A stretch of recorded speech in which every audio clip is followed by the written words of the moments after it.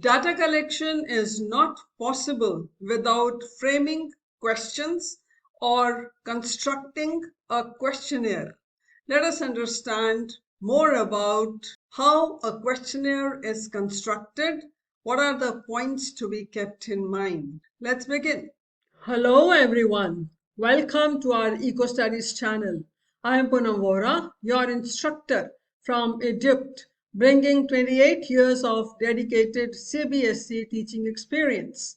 We are introducing series for our subjects to give you an insight of our offered courses on our website that will help you prepare for CBSE and CUET examinations.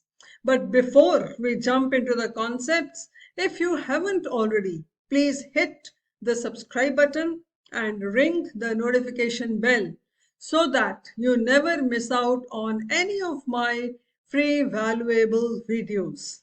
And if you like the content, then don't forget to give this video a thumbs up and share with your friends. Follow us on Instagram and Facebook. Now let's get started. Hello everyone. I hope you have an idea of a questionnaire. It is a kind of research instrument that consists of a set of questions to gather information from respondents about their attitudes, their experiences, or even their opinions. These can be used to collect not only quantitative but also qualitative information. Questionnaire is typically a mix of close-ended as well as open-ended questions, which can either be self-administered or researcher-administered. So today's session is focused on drafting a questionnaire, and for that one must be aware of the qualities of a good questionnaire. What are the principles for drafting a questionnaire? What are the points to be kept in mind? And what kind of questions must be prepared? So to understand these aspects, let us begin. To collect data through questionnaire, one must understand what is considered as a good questionnaire. What are its qualities? So let us discuss some of its relevant aspects. So first and the most important is that there must be limited number of questions and they should be asked related to the purpose of the inquiry only. Next is the questions must be placed in a proper sequence. Like simple and direct questions must be placed at the start of the questionnaire. Hard and indirect questions must be placed at the last. Then simplicity.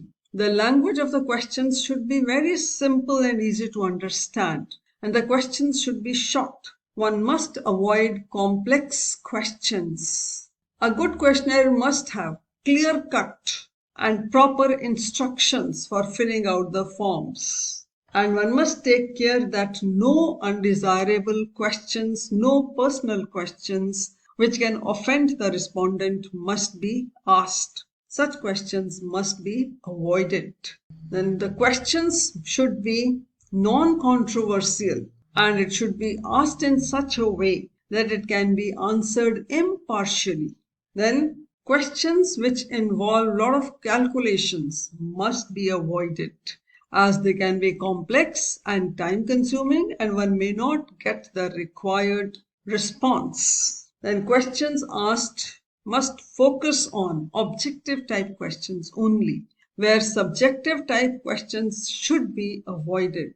Questions should flow in some kind of psychological order so that one leads easily and naturally to the next question on one subject or one particular aspect of the subject should be grouped. Respondents may feel it disconcerted to keep shifting from one topic to another. Then respondents become bored very easily if similar questions are asked. So it usually improves response to vary the respondent's task from time to time. So there can be open-ended questions here and there so that a much needed relief can be provided to the long series of questions in which respondents have been forced to limit their replies to pre-coded categories. Also, questions involving showing cards or pictures can help vary the pace and increase interest of the respondents. These are some of the aspects that must be taken care of while framing a questionnaire. Now we need to understand how to construct a questionnaire. The design of the questionnaire will depend on whether the researcher wishes to collect qualitative or quantitative information for better understanding. In broader sense, there are two types of questionnaires. One, structured questionnaire. It is also known as a closed questionnaire, where such questions are asked which can be answered as yes or no. It includes a smaller number of researchers and a large number of respondents. It has definite and concrete questions. These type of questionnaires are formal and are prepared well in advance. In these kinds of questions, respondents can answer questions by selecting from a limited number of predefined options already given by the researcher. So the various types of closed-ended questions are: 1. Alternate response. That is, it offers two options which can either be yes or no, fair or unfair, true or false. For example, have you ever written an article for a journal? So answer could be either yes or no. Another type of structured question is multiple choice. In such kinds of questions, respondents are allowed to select one or more options from a list of predefined answers. For example, what is your educational qualification? So answers may be primary education, matriculation, graduation, post-graduation, or doctorate level. So there are multiple choices provided, so one can answer in a single option. Then another type of structured question is rating scale. That is, the researcher here gives a scale of numbers for the answer to choose from, and the respondent can choose a number from the given scale that most accurately represents his response. For example, question is pH of water. Answer may be scale 1 to 5, which is highly acidic, 5 to 6 acidic, 6 to 7 moderately acidic, and 7 to 7.1 neutral. So here the options have a scale. So one can pick up the one which the respondent feels most accurate. Then another type of question is ranking. The questions are given so that respondents can respond in order of their preference. For example, which country has the highest growth rate?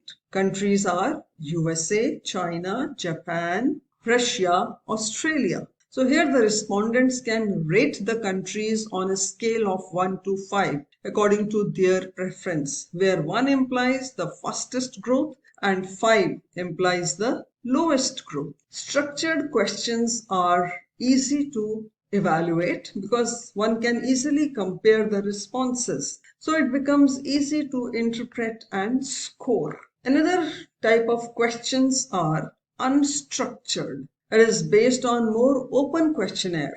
It means recording more data as the respondents can point out what is more important for them in their own words and methods. So responses can go to any length. So this type of questionnaire is quite flexible and no word limit. So it can be applied to several areas of study as they do not require much planning and time. These kinds of questions are explanatory in nature and can go to any length as they provide the researcher with the rich qualitative data and allow the researcher to gain insight into those fields of study. Such questions have no statistical purpose as they let the respondent answer questions of varying lengths, which makes such questions concluding in nature. So such questions are very difficult to interpret and score. For example, what are your views about the privatization of banks? or how can one contribute to open sources? So in both the cases, one can go to different lengths in order to respond. There are few points that must be kept in mind while preparing a questionnaire. First is that a well-designed questionnaire should meet the research objectives. Second, it should obtain the most complete and accurate information possible.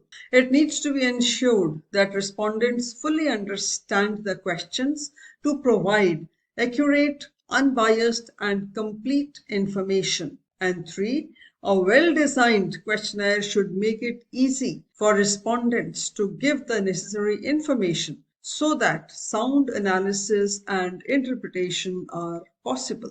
For the development of questionnaire, the investigator must decide about the information required. The investigator must define the target respondents, must choose the method of reaching the target respondents. That is, whether it is a personal interview, group interview, telephonic interview, or mailed questionnaires. The investigator must decide on the question content.